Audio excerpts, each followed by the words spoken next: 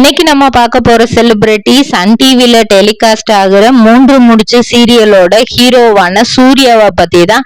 இவங்கள பத்தின full details தெரிஞ்சுக்கிறதுக்கு முன்னாடி சேனலை சப்ஸ்கிரைப் பண்ணாதவங்க மறக்காம சப்ஸ்கிரைப் பண்ணிக்கோங்க. அப்பதான் நாங்க போடுற வீடியோஸ் உங்களுக்கு நோட்டிபிகேஷனா வரும். வாங்க வீடியோக்குள்ள போலாம். சூர்யா இவங்க ரொம்பவே ஹேண்ட்ஸமான ஹீரோ அப்படின்னே நம்ம சொல்லலாம். இவரை நிறைய சீரியல்ஸ்ல நம்ம வில்லனாவும் ஹீரோவாவும் பார்த்திருப்போம். இவரோட உண்மையான பெயர் நியாஸ் கான். இவர் 1987 ஜூலை மாதம் 21 பிறந்திருக்கிறாங்க. இவங்க அப்பா பெயர் ஜாஃபர், அம்மா பேரு சுஃபியா பீவி. இவங்களுக்கு ஒரு அக்காவும் இருக்காங்க. அவங்க பிரதர் இன் லா பேரு ரசீப் ரவுத்தர். இவங்க 2 பேரும் ரொம்ப ஃப்ரெண்ட்லியா ஒரு அக்கா ஹஸ்பண்ட் மச்சான் அந்த மாதிரிலாம் இல்லாம 2 பேருமே ரொம்பவே ஃப்ரெண்ட்லியா தான் இருப்பாங்களாம். இவரை பொறுத்த வரைக்கும் ஒரே விஷயம் தானா, ஹேட்டர்ஸ் அப்படிங்கிறவங்க என்னோட கிரேட் மோட்டிவேட்டர்ஸ். அவங்கள என்னைக்குமே நான் ஹேட்டர்ஸா பார்க்க மாட்டேன் அப்படிங்கிறது தான் இவர் சின்ன வயசுல இருந்து இவர் ஃபாலோ பண்றதா. இவர் பிறந்து வளர்ந்தது எல்லாமே பெங்களூர். அதுக்கப்புறம் அவர் வெக்கேட் ஆகி வந்ததுதான் சென்னை. இவர் TKTM அப்படிங்கிற ஒரு ஸ்கூல்ல தான் படிச்சிருக்கிறாரு. அதுக்கப்புறம் BBA பிசினஸ் அட்மினிஸ்ட்ரேஷன் எடுத்து அந்த இதுல ரொம்பவே இதா படிச்சிருக்கிறாரு. படிச்சு முடிச்சதுக்கு அப்புறம் நெக்ஸ்ட் என்ன பண்ணலாம் அப்படின்ட்டு இவருக்கு பெருசா சினிமா மேலலாம் எந்த ஆர்வமும் இருந்தது கிடையாது. 2008 கேரளால உள்ள கொல்லம்ல ஹியாண்டி இந்தியா அப்படிங்கறதுல சேல்ஸ் எக்ஸிக்யூட்டிவா வேலை பார்த்திருக்கிறாரு. அதுக்கப்புறம் ஹோண்டா கார் கம்பெனில 2009 சேல்ஸ் எக்ஸிக்யூட்டிவா வேலை பார்த்திருக்கிறாரு. 2014 அந்த 14 to 15 டைம்ல தான் தூர்தர்ஷன் நேஷனல் அப்படிங்கிற சேனல்ல இவருக்கு ஒரு வாய்ப்பு கிடைக்குது. அப்போல இருந்து கிட்டத்தட்ட 2024 இப்போ வரைக்குமே அதுல அந்த பொசிஷன்ல தான் அவர் இருந்திருக்கிறாரு. அது மட்டும் இல்லாம ஃபோர்ட் அந்த கார் கம்பெனில அசிஸ்டன்ட் மார்க்கெட்டிங் மேனேஜரா இருந்திருக்கிறாரு. 2017 ஒர்க் பண்ணாரு. அதுக்கப்புறம் திரும்ப ரீஜாயின் 2020 போய் பண்ணியிருக்கிறாரு. அதுக்கப்புறம் 2018 விஜய் டிவில என்ட்ரி கொடுக்கிறாரு. 2020 மலையாளத்திலையும் என்ட்ரி கொடுக்கிறாரு. அப்போ அங்க அந்த டைம்ல தான் அங்க ஒர்க் பண்ணிட்டு அட் த சேம் டைம் சீரியல்லையுமே நடிச்சிருக்கிறாரு. இவர் நடிச்ச serials Surya TV, Asianet channel இந்த மாதிரி நிறைய சேனல்ஸ்ல டெலிகாஸ்ட் ஆயிருக்கு. சோ அதெல்லாம் விட்டுட்டு தமிழ்ல வாய்ப்பு கிடைக்கும் போது இது எல்லாமே, ஏன்னா அந்த டைம்ல மலையாளத்துல சீரியல் நடிச்சதுனால இதுலயும் ஒர்க் பண்ணிக்கிட்டே பேலன்ஸ் பண்ணி அதுலயும் இது பண்ணியிருக்காரு.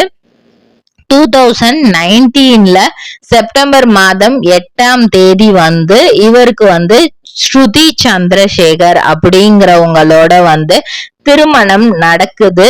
அலைன்ஸ் யூனிவர்சிட்டியில தான் அவங்க ப்ரொஃபஸரா இருக்காங்க. இன்னும் சொல்ல போனா HODயா இருக்காங்க. அந்த அளவுக்கு பெரிய பொசிஷன்ல இருக்காங்க. ஸோ பினான்சியலா இவர் ஸ்ட்ராங்கா தான் இருந்திருக்காரு. ஸோ எந்த ஆப்பர்ச்சுனிட்டி கிடைச்சாலும் நம்மளுடைய ஒரு ஆசைக்காக நம்ம நடிப்போம், நம்மளுடைய திறமை என்னங்கிறத மத்தவங்களுக்கு தெரியப்படுத்துவோம், தெரியாத சில விஷயங்களை நம்மளும் கத்துக்குவோம் அப்படின்னு இவர் ஆசைப்பட்டு நடிச்சதுதான் நிறைய சீரியல்ஸ் அப்படின்னே சொல்லலாம். ஆனா ஸ்டார்டிங் ஸ்டேஜ்ல அப்படி இருந்துச்சா அப்படின்னு கேட்டா அப்படி இல்லை. ஏன்னா கார் கம்பெனில ஒர்க் பண்ணிக்கிட்டே சின்ன சின்ன சான்சஸ் தேடி இருக்கிறாரு.